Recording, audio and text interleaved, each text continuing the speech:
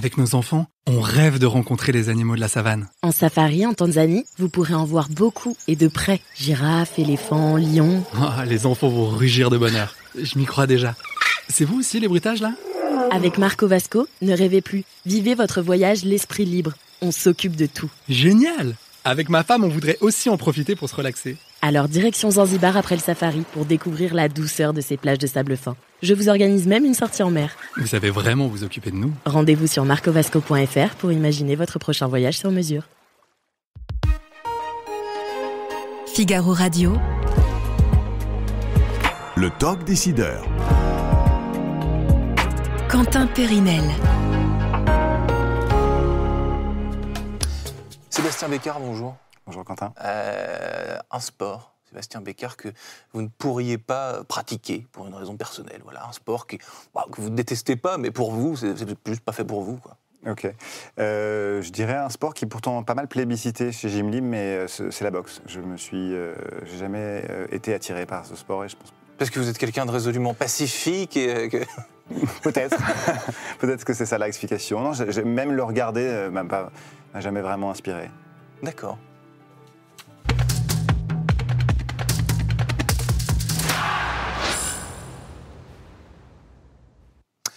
Bonjour à tous et bienvenue au Talk Décideur du Figaro, avec en face de moi aujourd'hui Sébastien Bécard, qui n'est pas un fou de boxe, qui est cofondateur de Gymlib, donc leader français du sport en entreprise. C'était il y a 11 ans. Avant cela, vous étiez chez Deloitte depuis 7 ans, cette grosse année, je crois. Qu'est-ce qui a été le déclic pour sortir de cette zone de confort, finalement, de cette entreprise de Deloitte, et puis de vous lancer à votre compte, quoi, l'aventure entrepreneuriale? Ouais.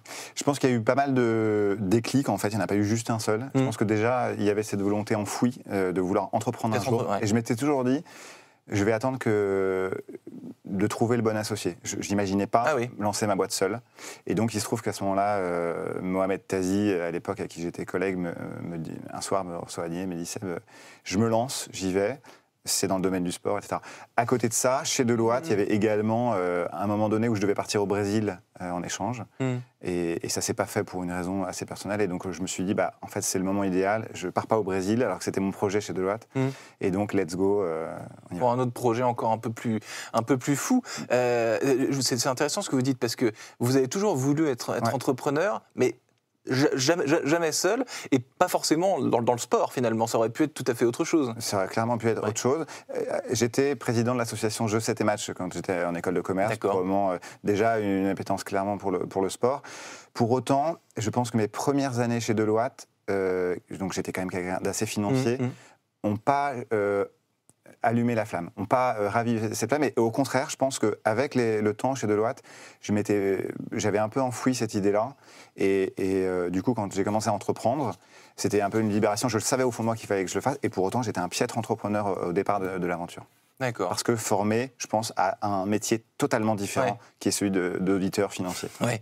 Et 11 ans plus tard, vous êtes un entrepreneur confirmé, là. Je pense on voit vraiment l'avant et après. Je pense qu'aujourd'hui, je suis ravi de partager mon expérience. Je pense que le meilleur pour apprendre, c'est de se planter beaucoup, de faire plein d'erreurs. C'est ce qu'on a fait beaucoup avec Mohamed Tazi. Et aujourd'hui, j'adore ça. J'ai envie, probablement un jour, de réentreprendre. Vous êtes planté beaucoup, mais vous êtes aujourd'hui leader et tout roule, quoi. Oui, mais je pense que c'est absolument pas incompatible. Je pense qu'on a besoin aussi beaucoup de se planter pour apprendre, pour progresser. Aujourd'hui, ça fait quand même 10 ans qu'on l'a lancé. Ça n'a pas été une trajectoire rectiligne évidente. On a traversé la première crise, c'est quand on s'est rendu compte que notre modèle ne marchait pas, le business model. On vendait aux particuliers, alors qu'en fait, il fallait vendre aux entreprises. Et puis, on ne vendait pas d'abonnement, on vendait des accès one-shot qui ne marchaient pas, le modèle n'était pas viable.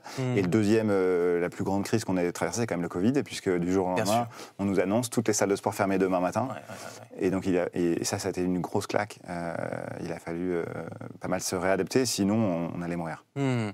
Et comme plein de... Voilà, vous avez traverser cette espèce de zone grise. Beaucoup d'entrepreneurs ont connu le sport et le monde de l'entreprise. Est-ce que ce sont des choses compatibles il y a 11 ans quand vous créez la boîte, ou alors est-ce qu'il faut éveiller les mentalités? Est-ce que ça ne va pas de soi de faire du sport? Ça ne va pas du tout de soi.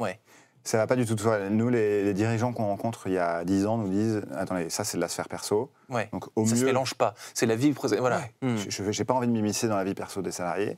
Au mieux, aller voir le CSE, enfin le CE à l'époque, parce qu'eux ont des budgets pour le cinéma, pour les loisirs, et donc le sport c'est très bien, c'est rangé à côté de ça. Ouais.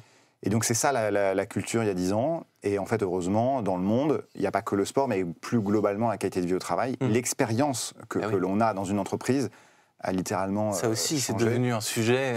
Et donc voilà, donc aujourd'hui, ça devient une préoccupation évidemment grandissante des RH, et aujourd'hui on n'est plus du tout dans le même paysage, bien que c'est absolument pas terminé, on n'a que 1500 entreprises clientes, et pour autant on est leader, donc on a énormément d'entreprises aujourd'hui qui n'ont pas de solution claire pour le sport. Comment ça marche, Gymlib, concrètement, son utilisation qui est plus ou moins la même depuis le début À peu près la même. Ouais. Pour les salariés, c'est un abonnement unique qui permet d'accéder à plus de 4500 infrastructures sportives partout en France. Alors il y a évidemment les salles de sport telles qu'on les connaît, Néonas, Keep Cool, voilà, les grands réseaux. Mais il y a également des salles d'escalade, il y a des centres de foot à 5, il y a des terrains de tennis, il y a des salles de yoga, il y a absolument tout. Il y a des piscines. Le sport au pluriel. Exactement. Quand on se rend compte que le DRH qui souhaite, c'est qu'il y a un maximum de salariés qui profitent de l'offre et que ça réponde à ses besoins. Et donc on doit avoir l'offre la plus large possible. On nous a même dit un jour, mais on veut qu'il y ait des parcours de golf. Et donc on a rajouté les parcours de golf. Donc on a même du lancer de hache. On a absolument tout ce qui permet d'avoir une activité physique. Et l'activité physique étant plus large que juste le sport. Et on est là pour sensibiliser les entreprises à l'importance que leurs salariés fassent du sport régulièrement. On parlait de la boxe tout à l'heure, Sébastien Bécard. Est-ce qu'il y a une ou plusieurs disciplines, un petit top 3 là, comme ça, qui ont le vent en poupe là, en ce moment? Oui, c'est vrai que je disais que je n'avais pas spécialement d'affinité avec la boxe. Pour autant, ça marche très bien chez Gymlib. Il y a beaucoup juste à côté d'ici, il y a une super salle. Dans le top 3, il y a beaucoup le yoga qui ressort. Tendance aussi. Une vraie tendance de fond qui continue. L'accès aux salles de sport, mais ça, c'est pas nouveau. Et puis, ce qui marche de manière assez forte depuis quelques années, c'est l'escalade. Qui se développe fort. Et puis, moi, j'aime beaucoup, je vois dans les sports de raquettes, il y en a deux que j'aime beaucoup, le paddle tennis, qui vient d'Espagne et qui se répand en France. Très à la mode aussi. Très à la mode. Quelques articles sur le sujet, c'est un phénomène. C'est génial, c'est facile d'accès, c'est pas que pour les anciens joueurs de tennis, donc c'est super bien. Et puis le badminton aussi, qui est mon petit sport que j'aime bien, mais qui se joue à l'école au départ parce que c'est dans les gymnases. Et en réalité, aujourd'hui, notre métier aussi, c'est de faire en sorte d'ouvrir la porte des gymnases aussi aux entreprises et à leurs salariés. Et donc le badminton est un sport qui est de plus en plus pratiqué à Paris. Qui est de plus en plus pratiqué à Paris et qui défoule. C'est vrai qu'au collège, le badminton, c'était à l'époque. Mais formidable après 20 ans, on n'en fait plus. Il y a des sports comme ça. Des sports populaires au collège, lycée. Exactement. Et ensuite, un peu comme le volleyball, en fait. On en fait au lycée, on n'en fait plus derrière. Et je pense que c'est intéressant quand on arrive à remettre ces sports sur le devant de la scène. Et vous voulez réhabiliter, donc, Sébastien Bécard. Il y a une autre tendance aussi, je trouve, plus sociétale à ça, c'est que les anciens sportifs de haut niveau deviennent certains, les meilleurs, parce que c'est pas le même métier, mais deviennent conférenciers, par exemple. Et donc, les entreprises ont un vrai appétit en 2024, et depuis quelques années, pour ça, pour les leçons d'inspiration, pour l'énergie, pour l'esprit d'aventure que viennent décrire ces sportifs de haut niveau. Est-ce que tout ça va de pair, finalement? Évidemment. Je veux dire, alors, encore plus quand on vient récupérer un coach d'une entreprise, d'un sport collectif, typiquement Fabien Galtier avec le rugby. En fait, une entreprise, c'est une équipe. Bien sûr. Et donc, quand on écoute un entraîneur notamment ou un champion qui manageait une équipe, les parallèles sont évidents. L'esprit d'équipe, la persévérance, l'humilité, le droit à l'erreur, etc. C'est toutes ces notions qu'on a dans l'entreprise et qu'on retrouve dans le sport. Et c'est évident que les entreprises recherchent des personnes inspirantes et ces gens-là ont en général quelque chose, un vécu qui est différent, qui est passionnant et dont s'inspirent les salariés. Aujourd'hui, les salariés veulent vivre une expérience quand ils arrivent au travail et donc c'est absolument normal d'aller puiser dans des... Ça fait partie effectivement de la promesse d'une expérience présentielle augmentée dans une certaine mesure, ne pas venir au bureau simplement pour avoir des mètres carrés. Oui, c'est ça, présentiel et aussi virtuel, parce que de plus en plus on vient de moins en moins au travail, mais pour autant, effectivement, on doit avoir une expérience complète, riche, épanouissante, qui veille à notre équilibre vie perso, vie pro. Et nous, c'est notre message. Et donc, je reviens un instant sur pourquoi on fait ça. On fait ça parce qu'en fait, aujourd'hui, il y a un fléau qui, nous, on estime être sous-médiatisé. C'est le fléau de la sédentarité. Oui. Et quand on regarde les chiffres de l'ANSES, 95% de la population française est sédentaire, parce que voilà, on est constamment, notamment dans le domaine tertiaire, derrière un ordinateur. Et donc, en fait, ce truc-là, ce qui est affolant, c'est que ça se dégrade, en fait, le phénomène s'aggrave, parce qu'il y a les écrans, parce qu'il y a Netflix le soir, parce qu'il y a les services de livraison à la personne. Donc, on pourrait rester sur son canapé et vivre une vie passionnante. On pourrait pas bouger de son canapé. Exactement. Et donc, voilà, tout ça, pas pour dire que c'est absolument anxiogène, ce que je raconte. Au contraire, je pense qu'il faut être extrêmement optimiste, parce que l'activité physique, et c'est notre message à nous, on est là pour sensibiliser les gens à l'importance d'en faire régulièrement. Même 15-20 minutes dans la journée, c'est extraordinaire. Et voilà, le sport libère plein d'hormones qui sont essentielles pour réduire le stress, pour améliorer la qualité du sommeil, pour réduire les douleurs, etc. Donc, moi, notre équipe vit et est animée quand on a des retours qui nous disent qu'on a changé leur vie. Parce qu'on change la vie des gens quand on leur redonne le goût au sport. Vous disiez tout à l'heure, donc 1500 entreprises clientes. Oui. Vous disiez c'est très peu, parce qu'effectivement, il y a beaucoup d'entreprises en France. Qu'est-ce qui manque dans une certaine mesure? Quelle catégorie plutôt d'entreprises vous visez là? Vous avez envie d'évangéliser? Est-ce qu'il y a des entreprises moins réceptives à ce message à votre... Donc l'évangélisation, effectivement, elle est là depuis quelques années, donc on est en cours. C'est plus facile pour nous, effectivement, d'aller vendre notre solution à des grandes entreprises qui ont des budgets dédiés pour ça, qui sont votés en début d'année pour ça.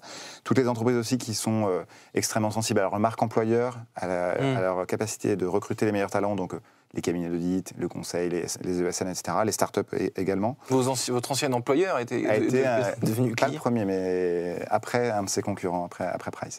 Mais donc, ça, il n'y a pas trop de problème. En revanche, aller sensibiliser les patrons de PME qui nous disent pourquoi j'irais investir 30 000 € cette année pour ça, alors que je me bagarre pour ne pas augmenter les salariés de plus de X% de ça. Donc tout ça, c'est une sensibilisation continue.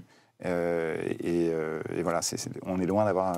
Nous, notre ambition, c'est que ce soit un vrai must-have. Aujourd'hui, c'est un nice-to-have, plutôt dans les entreprises. C'est que le début. Est-ce que vous poussez les entreprises et leurs collaborateurs à faire du sport à plusieurs, en équipe, justement, ou alors est-ce que vous vous concentrez juste sur une expérience un peu plus solitaire de la chose, c'est-à-dire le collaborateur va faire de l'escalade tout seul, ou alors est-ce que vous essayez de provoquer cette énergie commune, quoi, de faire du sport avec ses collègues? Et c'est une vraie bonne question, parce que c'est l'une des forces du sport, c'est de créer du lien. Il n'y a pas beaucoup mieux pour créer du lien que de faire une séance avec des collègues. Et donc, au départ, notre produit était un peu assimilé comme le sésame, le pass pour aller dans une salle de sport. Et faire ça de manière assez indépendante le week-end, c'est vrai que c'est sympa, le soir, etc. Et des entreprises nous ont dit, mais faire le sport ensemble. Et donc, on a créé pas mal de choses, notamment l'une des features dont on est très heureux, c'est le fait qu'on partage ces séances. Donc, quand on prévoit de faire une séance dans 2 jours, on la partage sur un feed, donc un feed d'actualité, un sous-groupe de l'entreprise, de gens qui aiment le badminton ou le yoga ou le foot, et on dit, j'y vais dans 2 jours, qui se joint à la séance? De la même manière que dans un groupe WhatsApp, on fait un appel, on lance une bouteille à la mer, et puis... C'est clair, et sauf que là, on l'a un peu plus structuré, pour que quand on a posté ça, on peut déjà le poster dans un sous-groupe qu'on a déterminé. On n'a pas envie forcément de partager ça à toute l'entreprise, donc on le partage à 15 personnes, et ensuite les gens peuvent liker et peuvent dire, moi je rejoins la séance, donc on voit avec qui on y va. Sébastien Bécard, donc vous êtes cofondateur de Gymlib, et je vous remercie infiniment d'avoir répondu à mes questions pour le Talk Décideur du Figaro. À très bientôt. Merci Quentin. Avec nos enfants, on rêve de rencontrer les animaux de la savane. En safari, en Tanzanie, vous pourrez en voir beaucoup et de près. Girafes, éléphants, lions... Les enfants vont rugir de bonheur. Je m'y crois déjà. C'est vous aussi les bruitages là? Avec Marco Vasco, ne rêvez plus. Vivez votre voyage l'esprit libre. On s'occupe de tout. Génial! Avec ma femme, on voudrait aussi en profiter pour se relaxer. Alors direction Zanzibar après le safari pour découvrir la douceur de ces plages de sable fin. Je vous organise même une sortie en mer. Vous savez vraiment vous occuper de nous. Rendez-vous sur marcovasco.fr pour imaginer votre prochain voyage sur mesure.